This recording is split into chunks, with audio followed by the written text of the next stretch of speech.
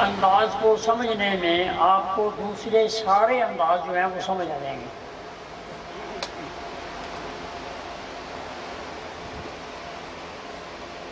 موٹاپا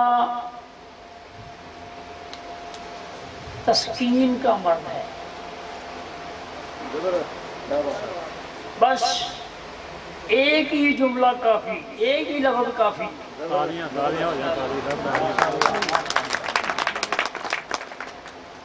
بعض دوستوں نے کہا جی آپ تو علامت کی بات نہیں کرتے، آپ نے یہ مضمون کیوں رکھ لیا؟ میں نے کہا جی میں نے قانون سمجھانا ہے بھائی، میں نے علامت نہیں سمجھانی، میں نے قانون سمجھانا ہے۔ کیوں؟ قانون طب یہ ہے کہ تحریک والا عضو سکڑتا ہے اور تسکین والا عضو پھولتا ہے، تو پھولنے کا نام موٹاپا ہے۔ آپ کے پاس نبض کا سیکھنے کے بعد آپ اپنی آنکھیں بند کر لیں اور اس کی کلائی پہ ہاتھ رکھ کے آپ نبض کا اطوار پڑھ کر آپ بتا دیں کہ آپ کو موٹاپا ہے۔ مثلا اگر تحریک اعصابی ہے تو عضلات میں تسکین کے سبب وہ پھولے ہوئے ہوں گے، لیکن یہ آپ نے نبض سے اس کا درجہ دیکھنا ہے، آگے سبق آئے گا۔ آپ نے جب اس کا درجہ دیکھ لیا تو آپ کو سمجھ آ گئی کہ اس کے جسم کے اندر تسکین کے سبب اس کے جو عضلات ہیں وہ پھولے ہوئے ہیں، اس کی وجہ سے یہ موٹاپا ہے۔ اگر اس کی نبض قلب و عضلات والی ہے، صداع والی نبض ہے، تو غدد میں تسکین ہے، اس کے غدودوں کے اندر پھیلاؤ ہے، اس کی صورت کوئی بھی ہو، چاہے گلٹیاں ہوں نہ ہوں، اگر نبض میں تیزی ہے تو پھر سمجھ لیں کہ غدد کے اندر تسکین ہے اور وہ تسکین سے پھولے ہوئے ہیں، چاہے وہ رحم میں ہو، چاہے وہ جسم کے کسی اور حصے میں ہوں، چاہے وہ گردوں کے قریب ہوں، جہاں بھی ہوں گے تسکین کے سبب پھولا ہوگا، اس کے جسم کے اندر بھی پھلاوٹ آ سکتی ہے۔ عضلاتی تحریک کی وجہ سے جو تسکین ہوگی، تحریک کی وجہ سے غدد کے اندر تسکین ہوگی اور تسکین سے موٹاپا ہوگا۔ اب تحریک ہے وہی، یعنی گرم خشک، جیسا کہ یہ قانون بیان ہو رہا ہے، اگر تحریک بلغم والی ہے تو صداع پھولے ہوئے ہیں، قلب و عضلات پھولے ہوئے ہیں۔ اگر تحریک قلب و عضلات کی ہے، صداع والی ہے، تو غدد پھولے ہوئے ہیں، لیکن اس کا ایک درجہ ہے جو آپ آگے جا کے پڑھیں گے۔ اگر تحریک صفرا والی ہے، جگر والی ہے، تو اس کے دماغ و اعصاب کے جتنے سسٹم ہیں اس میں تسکین ہے، وہ پھولے ہوئے ہیں۔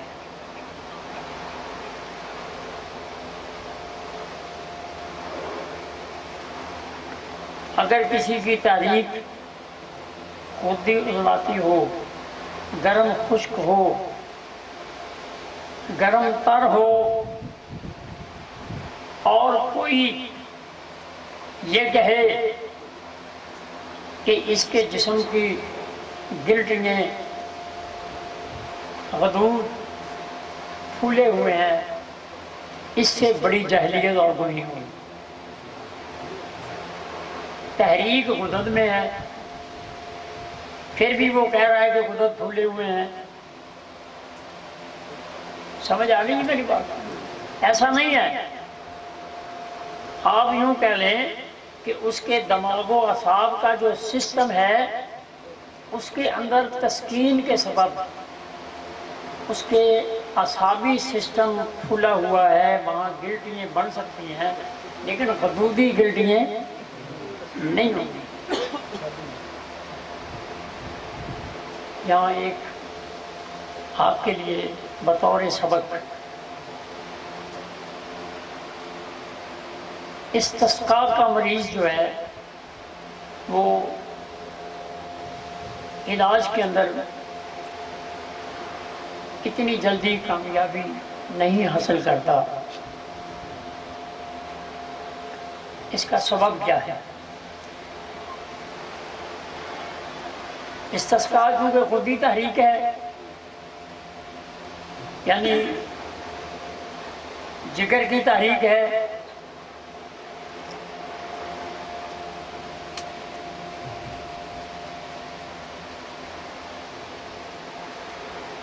اب تحریک کے سبب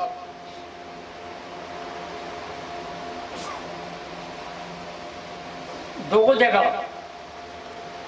دماغ و اعصاب کے اندر تسکین ہے اور قلب و عضلات کے اندر تحلیل ہے۔ یہ مرض اس درجے پہ پہنچ جاتا ہے، تحریک پھر تسکین اور پھر تحلیل تک یہ مرض پہنچتا ہے۔ اب اس کا علاج کامیاب کیوں نہیں ہوتا؟ کیا وجہ ہے؟ اس کی وجہ یہ ہے کہ ہمارا جو یہ معدے کا نظام ہے، اس کے 3 سسٹم آپ اپنے سامنے رکھیں۔ یہ اوپر کا جو سسٹم ہے، یہاں سے لے کے منہ سے لے کے اور اوپر والے معدے تک، یہ قلب و عضلات کا سسٹم ہے، یہاں غذا کو پیسا جاتا ہے۔ اس سے آگے جو سسٹم ہے، اوپر کے سسٹم سے آگے، وہاں اللہ کریم نے غذا کو گوندنے کا ایک سسٹم لگایا ہے جو کہ اعصابی سسٹم ہے، رطوبت کا سسٹم ہے، دماغ و اعصاب سے اس کا تعلق ہے۔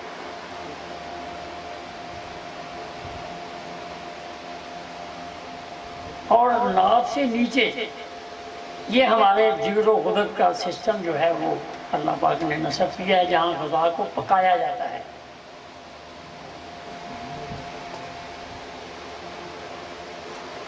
اب آپ ذرا غور فرمائیں کہ تحریک یہاں ہے ناف کے نیچے، اور تسکین اور تحلیل اوپر ہے۔ اب جس نے غذا کھائی وہ قلب و عضلات اس غذا کو تحلیل کے سبب ہضم ہی نہیں کر سکے تو گوندنے کا عمل کیسے مکمل ہوگا؟ سمجھ آئی کہ نہیں؟ پھر سمجھیں، اوپر کا نظام ہمارا قلب و عضلات کے ساتھ ہے، غذا کو پیسنے کا عمل ہے، اس سے آگے گوندنے کا عمل ہے جس کا تعلق دماغ و اعصاب کے ساتھ ہے، اور ناف سے نیچے کا جو سسٹم ہے وہ جگر و غدد کا سسٹم ہے۔ تحریک جگر و غدد کی وجہ سے ناف کے نیچے ہوگی اور تسکین اور تحلیل کا عمل اوپر ہوگا۔ اب تحلیل والا یہ مرض تحلیل کا درجے کا ہے۔ اب تحلیل کے سبب قلب و عضلات غذا کو پیس ہی نہیں رہے، ان کو فالج ہو چکا ہے۔ سمجھ آئی کہ نہیں آئی اب بات؟